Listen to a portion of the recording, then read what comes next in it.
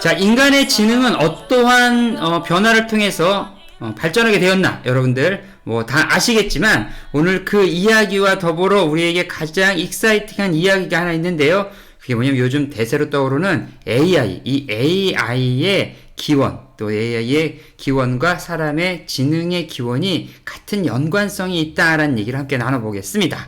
나는 AI를 작동시킬 방법은 딱 한 가지, 인간의 뇌와 비슷한 방식으로 연산을 수행하는 것이라 늘 확신해왔다. 노벨 물리학상 2024년도 노벨 물리학상 수상자 AI의 아버지로 여기는 제플리 헌터의 말입니다.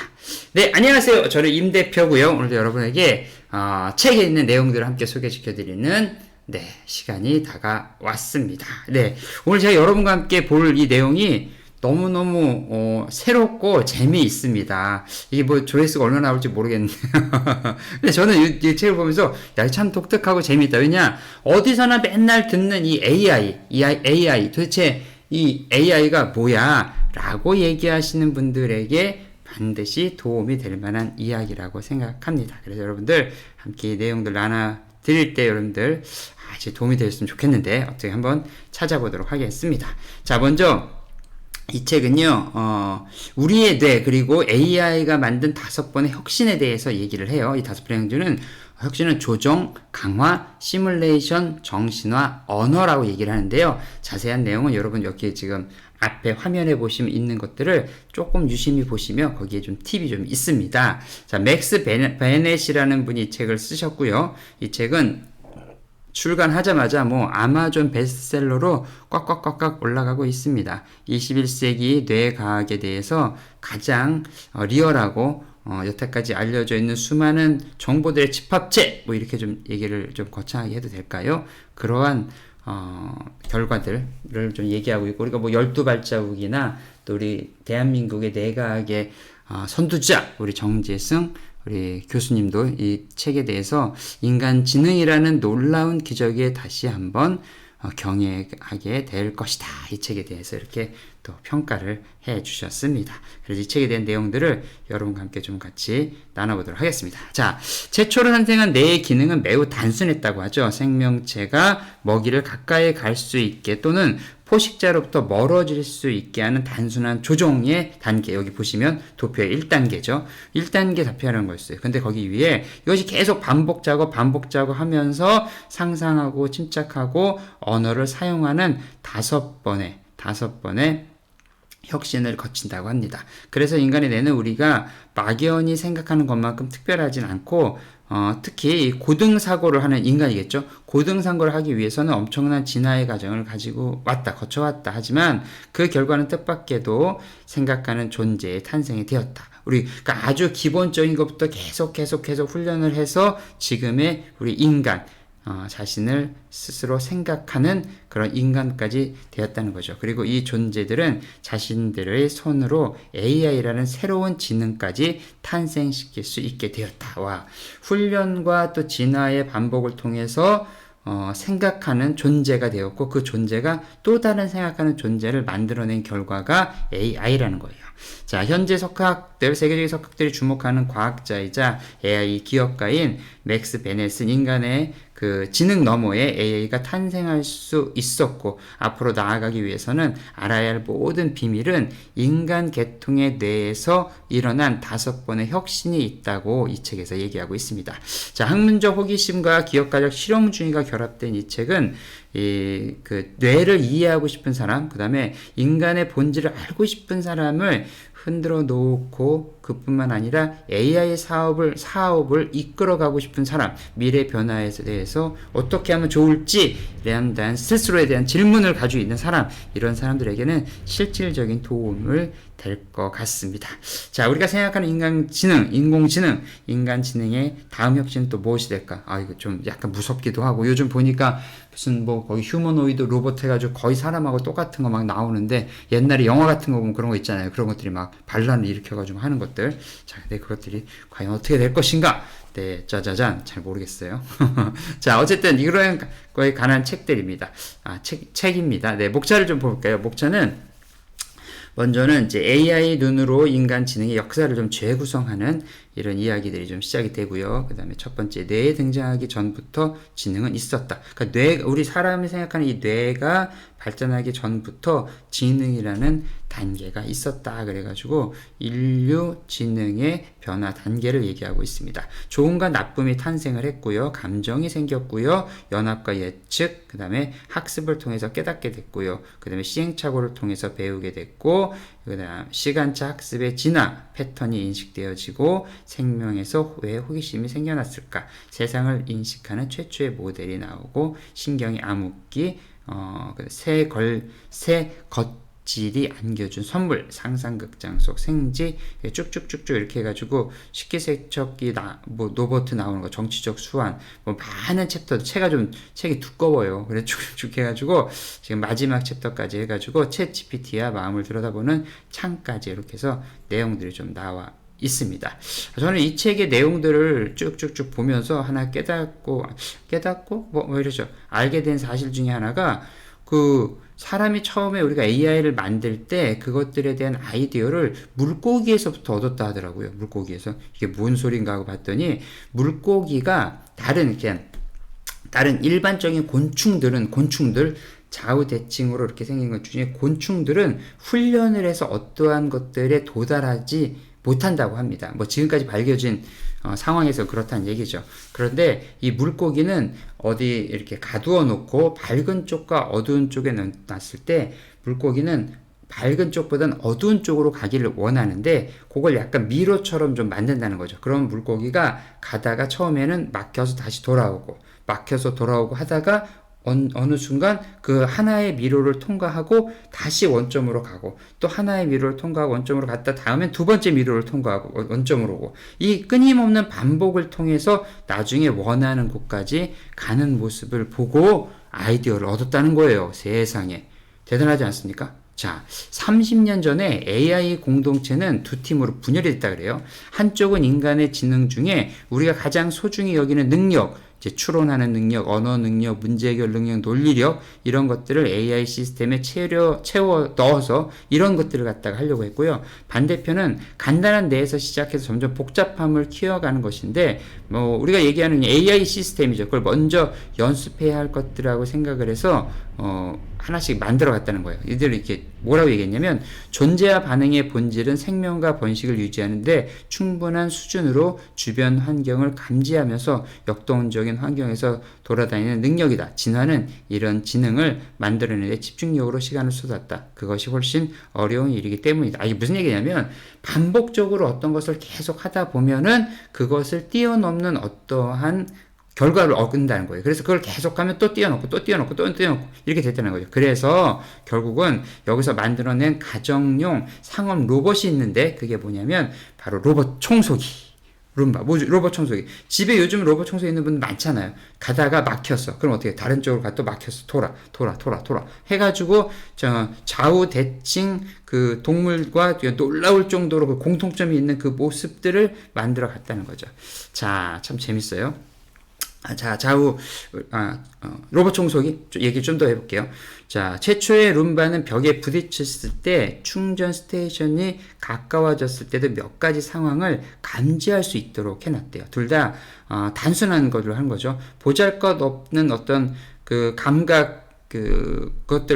감각의 압력이라고 그러는데 감각의 압력이라고 하더라고요. 감각의 압력을 이용해서 주변의 지형을 그리면서 사물을 인식하지는 못했다고 합니다. 근데 무엇보다도 둘 다 이게 좌우 대칭으로 그 일들을 하면서 그 로봇 청소기는 전진과 후진만을 가능하게 처음에 했었대요. 방향을 바꾸려면 일단 멈춰서 방향을 삑 바꿔서 또 가잖아요. 그렇게 계속 이것들을 갖다가 복잡하게 하지만 이것들을 하나씩 하면서 인지해 가는 일들을 만들어냈다고 합니다. 그렇게 하다가 나중에는 알고리즘, 여러분 잘 아시는 것처럼 알고리즘을 통해서 하나씩 더 나은 단계로 증강했다는 거죠. 그렇게 만들어져서 지금의 또 AI 기술들이 가지 하나씩 이렇게 발전을 했다는 거예요.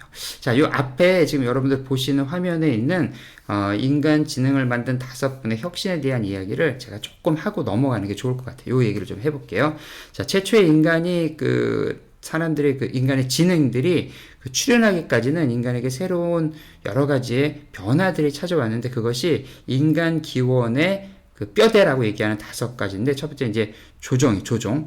자, 이게 대략 5억 5천만 년 전 우리 조상들이 뇌를 갖춘 좌우 대칭 동물로, 그러니까 우리 뇌를 보면 오른쪽 왼쪽이 똑같이 생겼잖아요. 이게 좌우 대칭이에요. 사람을 몸을 가운데를 쭉 놓으면 오른쪽 하나, 왼쪽 하나, 오른쪽 하나 이렇게 좌우 대칭 이렇게 하는 것이 이게 신경학적 변화를 이제 이루게 됐는데 이것이 가장 중요한 시작이라는 거죠. 왜냐면 이게 조종을 통해서 탐색이 된다는 거예요. 조종을 통해서. 눈도 하나가 아니라 2개고 귀도 양쪽에 있고 그래서 이것이 탐색, 주변에 뭐가 있지, 뭐가 보이네, 뭐가 들리네 이 탐색의 기능을 갖다가 할 수 있다는 거. 그래서 조종할 수 있는 기능이 생김으로써 지능이 발전했다는 거예요. 두 번째 뭐냐 강화인데 두 번째 강화는 약 그 5억 년 전 등장한 물고기처럼 그 척추동물 아까 제가 잠깐 설명한 것처럼 이게 강화학습이라고 해요.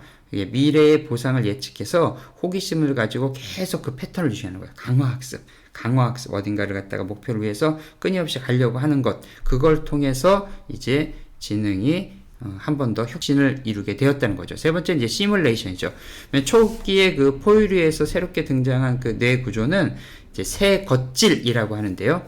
그 중에 감각 새겉질은 바깥 세상에 대한 시뮬레이션을 그 다음에 이마옆 새겹질 좀 복잡해요. 죄송합니다. 오늘은 이마옆 새겹질은 자기 모델에 대한 시뮬레이션을 갖고 초기 포유류는 그런 시행착오를 통해서 어떤 시뮬레이션을 생각하는 거예요. 내가 이렇게 했을 때 이런 일을 당할 수 있어. 그러니까 이렇게는 하지 말아야 돼. 내가 이렇게 하면 이것을 얻을 수 있어. 예를 들어서 사냥을 하러 나갔다가 처음에 갔는데 같이 이렇게 해가지고 매머드 같은 걸 막 사냥하러 갔는데 무조건 뛰어들었어요. 그랬더니 어떻게 됩니까? 사는데 죽었어. 도망왔어. 시뮬레이션 생기죠?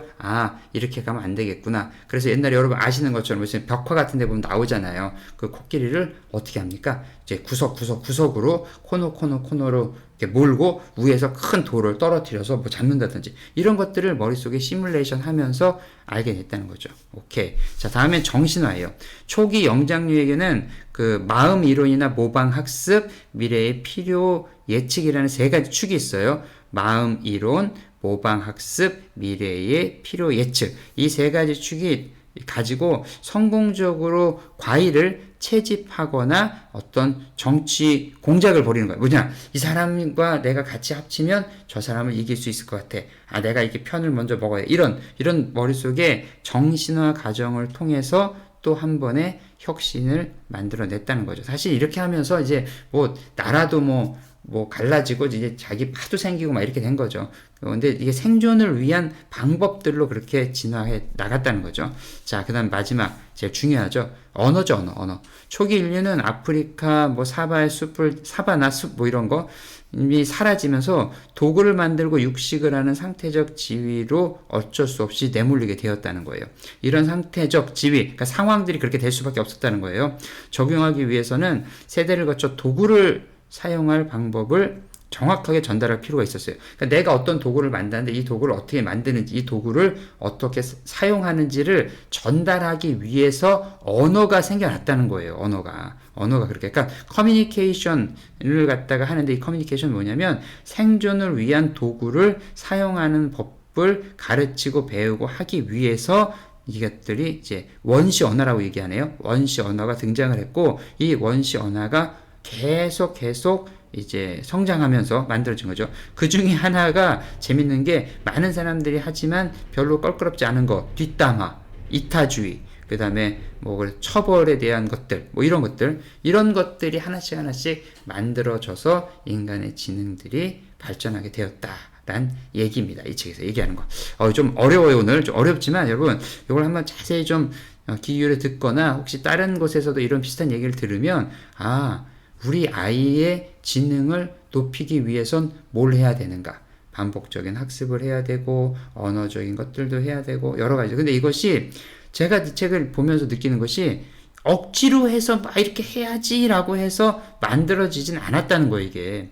이렇게 막 이걸 우리가 어떤 지능을 높이려고 대단한 무슨 그 뭡니까 막 돈 많이 주고 무슨 시스템을 가져와서 막 이렇게 하는 것이 아니라 가만히 보니까 인류 역사의 자연적인 변화와 상황과 현상들에 따라서 지능이 발전되어 왔고, 문제가 있으면 그 문제를 풀려고 노력을 했고, 그리고 그것들을 전수해 주고, 이런 과정, 어떻게 보면 약간의 자연스러움이라고도 볼 수 있을 것 같습니다. 자, 그러면 조금 어렵더라도 여러분 조금만 참아주시고요. 책 속에 있는 내용들을 몇 가지 좀 읽어드리도록 하겠습니다. 자, 시간을 거슬러 올라가 최초의 뇌를 조사하고 그 작동 방식과 그로 인하여 가능해진 기능들을 이해할 수만 있다면, 나아가 인간으로 이어진 계통 안에서 뇌가 점점 복잡해진 과정을 추적해 각각의 물리적 변화와 그로 인해 가능해진 지적 능력을 관찰할 수 있다면 얼마나 좋을까. 그럴 수만 있다면 그 결과로 탄생한 복잡성을 이해할 수 있을지도 모른다. 실제로 생물학자 데오도시우스 도부찬스키, 죄송합니다. 이름이 좀 어렵네요. 데오도시우스 도부찬스키는 이런 유명한 말을 남겼다. 생물학에서는 진화의 관점을 비춰보지 않고서는 아무것도 이해할 수 없다. 자, 이게 AI의 눈으로 인간 지능의 역사를 재구성하다라는 들어가는 이 책에 사례 중에서 들어가는 부분에 있는 내용입니다. 자, 그러니까 자연스럽게 이것들이 발전해 갔다. 참 숙제네요. 어떻게 하면 자연스럽게 지능을 키워낼 수 있을까? 참 숙제네. 자, 그러면 여기 있는 내용들 중에서 몇 가지를 좀 같이 읽어드리도록 하겠습니다. 먼저는 시행착오에서 배우기라는 내용입니다. 어류는 우리가 생각하는 것보다 훨씬 똑똑하다. 어류는 특정 버튼을 찾아내서 내고 눌러서 먹이를 얻는 방법을 학습할 수 있다. 그물에 걸리지 않기 위해서 작은 탈출구로 빠져나가는 법도 배울 수 있고, 심지어 고리를 통과해 먹이를 먹는 법도 학습을 할 수도 있다. 어류는 이러한 과정을 수행하는 방법을 훈련하고 나서 몇 달, 심지어 몇 년 뒤까지도 기억을 한다. 이 모든 실험에서 학습 과정은 동일하다. 물고기는 상대적으로 무작위적인 행동을 시도하면서 어떤 행동이 강화되느냐에 따라 자신의 행동을 점진적으로 다듬어간다. 사실 손다이크의 시행착오 학습은 다른 이름으로 더 자주 불린다. 바로 강화학습이다. 이 강화학습, 아까 제가 말씀드린 거 여러분 기억하시죠? 강화학습, 똑같은 거를 계속 반복하면서 어떤 깨닫게 된다는 거죠. 자, 강화학습에 대한 얘기 한번 더 할게요. 강화학습이 작동하려면 호기심이 필요하기 때문에 호기심과 강화학습은 함께 진화한다. 자, 강화학습, 반복적으로 어떤 걸 계속하고 새로운 것들을 도전하기 위해선 호기심이 필요하다는 얘기예요. 패턴을 인식하고 장소를 기억하고 과거의 보상과 처벌을 바탕으로 행동을 유연하게 변화시키는 능력을 발견하면서 최초의 척추동물에게 새로운 기회가 열렸다. 처음으로 학습이 그 자체로 지극히 가치 있는 활동이 된 것이다. 척추동물이 더 많은 패턴을 인식하고 많은 장소를 기억할수록 생존 가능성이 높아진다. 그리고 더 많은 일을 시도할수록 자신의 행동과 그에 따른 결과 사이에 올바른 연관성을 학습할 가능성이 높아졌다. 따라서 호기심은 5억 년 전 지금의 어류와 비슷한 조상의 작은 머릿속에서 처음으로 등장했다. 자, 8번째 내용이죠. 생명에서 왜 호기심이 생겼을까에 있는 내용입니다. 자, 여러분, 물고기와 같은 작은 뇌, 사람의 뇌도 어쩌면 처음엔 그럴 수 있다는 거예요. 거기서 발전됐는데 그 중요한 게 강화 훈련과 시뮬레이션, 상상력 이런 것들을 통해서 만들어냈다는 거죠. 자, 하나 좀 읽어볼까 해서, 현대의 AI 모델은 좁은 AI로 여겨지는 경우가 많다. 특별히 훈련을 받은 한정적 상황에서만 작동할 수 있다는 의미이다. 사람의 뇌는 범용으로 보인다. 다양한 상황에서 작동할 수 있다. 그래서 지금까지 연구의 초점은 인공 일반 지능을 만드는 데 있었다. 하지만 거꾸로 연구해온 것인지 모른다. 새것질이 자신의 일을 그렇게 잘할 수 있는 이유는 어떤 면에서는 현재의 인공신경망보다 훨씬 범용성이 낮기 때문이다. 예를 들어서 새것질에는 입력이 되는 감각 데이터가 시각이든 청각이든 몸 감각이든 상관없이 우리 모두 자신과의 별개로 존재하면서 자체적으로 움직일 수 있는 3차원 대상을 표상한다고 가정하도록 미리 회로가 배선되어 있을지도 모른다. 그러면 시간, 공간, 나와 다른 존재와의 차이 같은 것을 학습할 필요는 없어진다. 야, 조금 여러분 오늘 좀 뇌 과학 뭐 이런 거 좀 어려워요. 그렇지만 분명한 것들은 이런 지금 발전되어 가는 AI나 이런 모든 것들이 기본적으로 사람이 어떤 것들을 인식하고 만들어지는 그 시스템과 똑같이 만들어졌다라는 얘기를 오늘 하고 있습니다.